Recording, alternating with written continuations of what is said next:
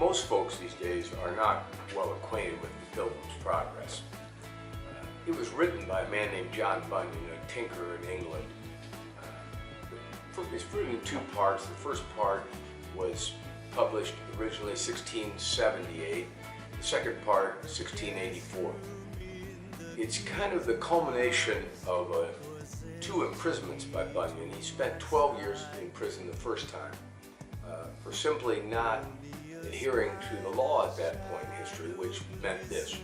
He would hold religious services outside of the auspices of the Church of England. So he went to prison for 12 years.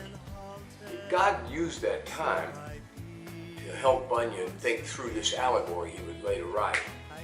And then Bunyan went back to prison in 1675, I believe, for a shorter period, and for violating the same sort of principle of conducting services without a license.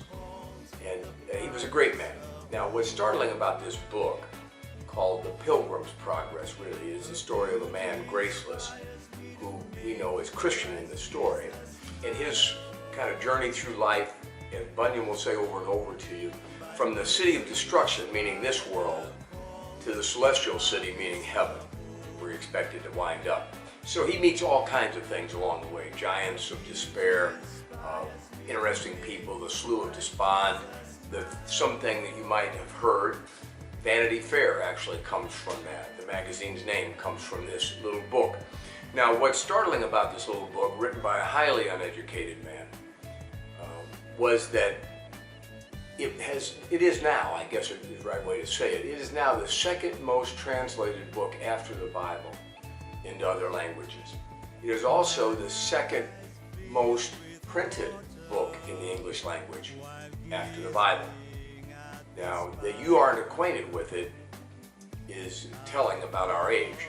This book is not only interesting, it's full of sound doctrine. It's full of interesting characters like Timorous, Mr. Ready to Halt, Mr. Fearful, Hopeful, Faithful. You'll see all of these guys. Mr.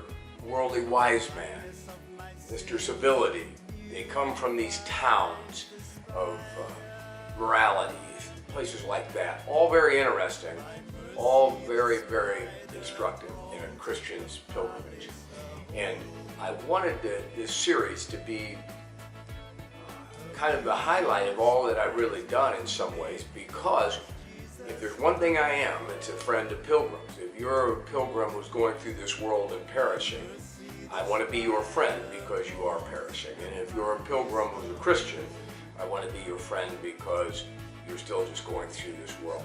If there's one impression I would make on you, it is this idea from Hebrews 11, and again, 1 Peter chapter 2, that we're strangers and pilgrims. In Hebrews it says, and in 1 Peter 2, again, we're sojourners and pilgrims. This is a short journey through this world, and Mr. Bunyan can help you through it. I hope you enjoy the series. Thanks.